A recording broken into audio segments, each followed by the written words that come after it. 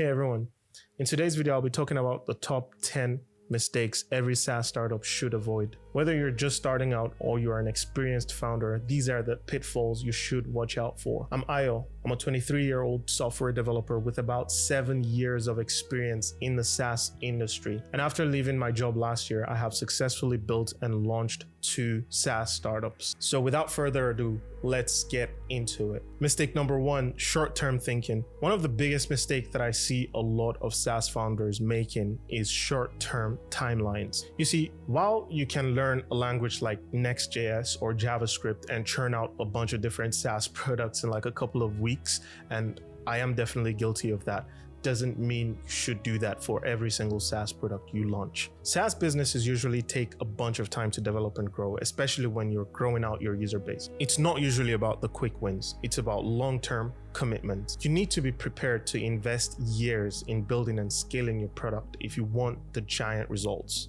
The recurring revenue model is powerful, but it also means you will usually see slow and steady growth as opposed to an explosive growth. You see, many startup founders end up quitting way too early when they don't see immediate success, but that usually means that you might be quitting a very promising project way too early. Remember, consistency and long-term vision are extremely important when you are starting a SaaS startup as a solo founder. Mistake number 2 is creating a product without market validation.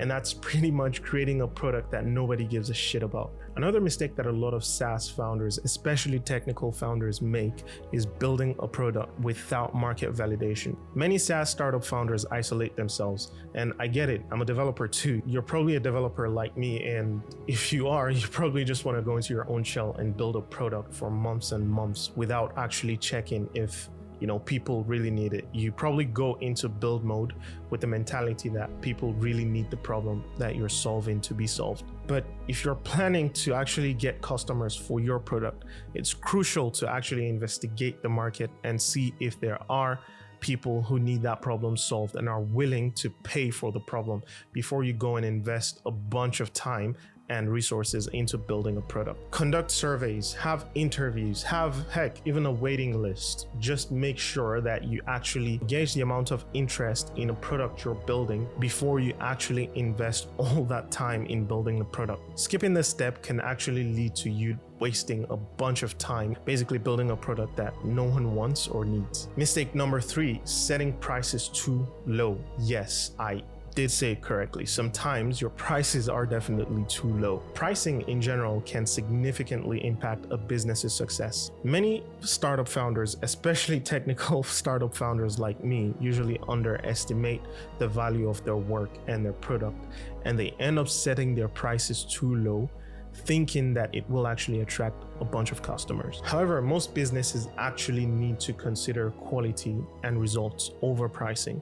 So setting your prices too low will do one thing and one thing only, and it is that it will attract the wrong type of customers. Don't be afraid to set your prices to reflect the value of what your offer actually is. Proper pricing can also send a signal of reliability and the quality of the product that you're selling. So for example, if I wanted to go to the dentist and there are 2 options, dentist A and dentist B, and one of them charges $10 and the other one charges $200. Let's assume they both provide the same level of quality in terms of their work.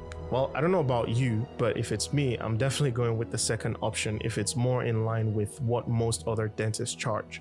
Because dentist A, who sets his price at $10, would give me the wrong signal. Probably shows me that they don't have a lot of customers and they probably aren't doing a great job. And another thing is when you set your prices too low, it can actually lead to a lot of sustainability issues. So what I mean by sustainability issues is when you're not generating enough revenue to cover your costs, which is extremely important if you're a bootstrapped SaaS startup founder. So quickly, if you're a SaaS startup founder looking to grow, affiliate marketing is one of the most affordable and quickest ways to get to your first 1,000 users. That's how I grew my first startup, PushLab Wholesale, to about $2,500 in monthly recurring revenue in just 2 months. The only problem is it takes time to build out an affiliate program. Well, you don't have to build an affiliate program from scratch because I built PushLab Growth. So PushLab Growth is an affiliate marketing software that allows you to create an affiliate program and integrate it to your SaaS in just 10 minutes. You can invite, onboard, manage, and track your affiliate commissions automatically. I mean, seriously, it's as easy as creating an account and just choosing your own subdomain, and that's it. And yet this is completely free until you hit your first $100 in monthly recurring revenue from your affiliates. That's right, you don't pay a thing until the software literally pays for itself. So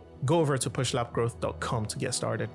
Let's get back to the video. Mistake number 4, delaying hiring. Delaying hiring is another common mistake that I see a lot of SaaS startup founders making, and that's including myself. Even when you're bootstrapping, bringing in early help, especially with the development of the product, can free you up to focus on much more important things that move the needle, things like growth and strategy, and those things actually move the needle more than development. Also, hiring people like support staff can prevent you from burning out and actually enable you to scale faster. Remember, you can't do everything on your own, and you shouldn't be trying to either. Having a team can accelerate your progress and allow you to tackle more parts of your business effectively. Early hires can bring in diverse skill sets and different perspectives, helping you address some gaps in your business and improving overall efficiency. Mistake number 5 is assuming a great product will market itself. So more often than not, I usually hear from a lot of startup founders saying that, oh, the product is great, we just need to make the product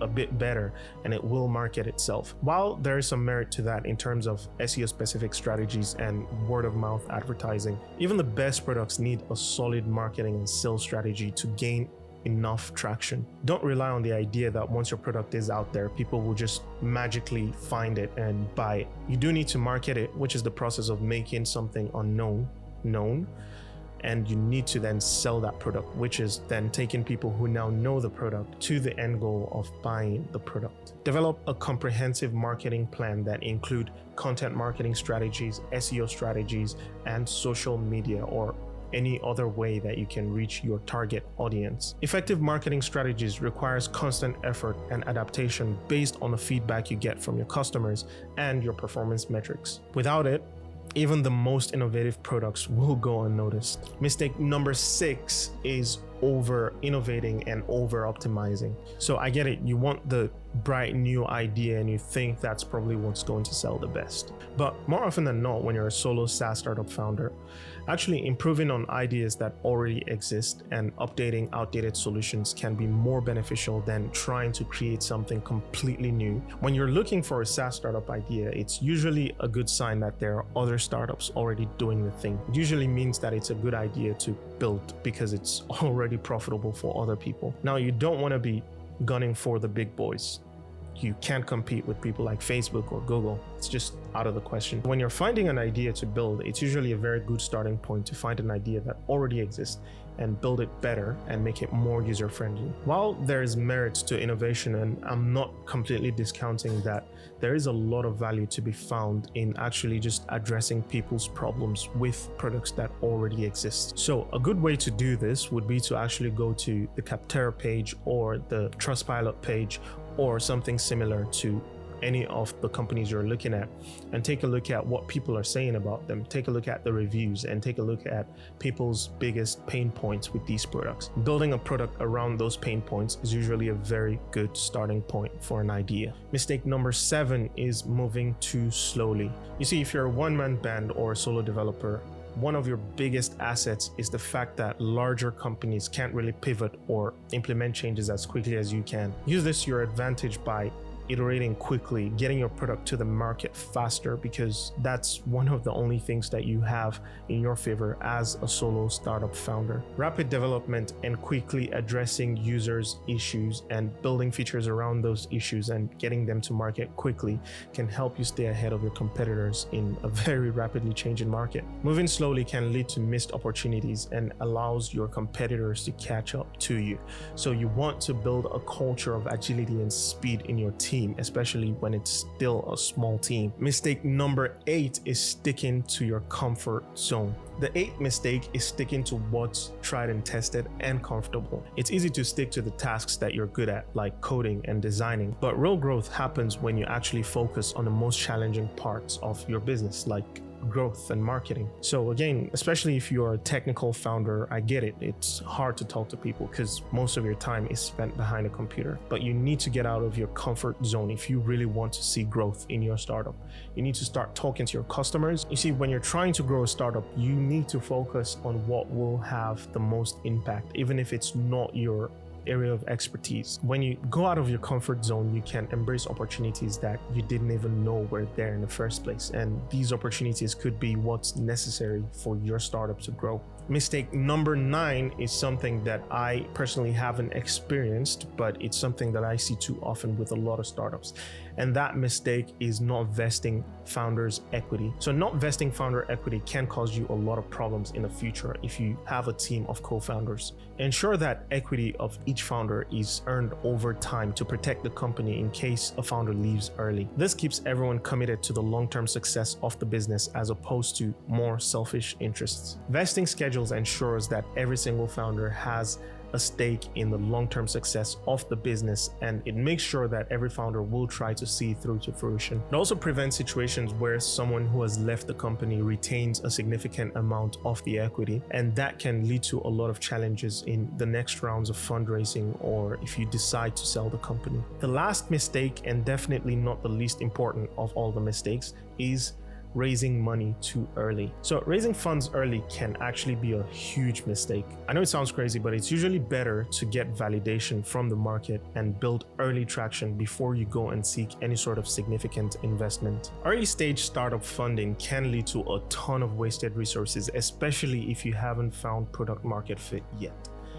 You usually want to have your product out there, validate it, and gain a ton of traction and see how customers react to it. Otherwise, where would you spend the money? You should be trying to bootstrap for as long as possible and then gain real traction and see how customers react to your product before you go out and seek any sort of significant investment. This actually not only helps you retain significant amount of control in your own company, but it actually makes your company more attractive to investors.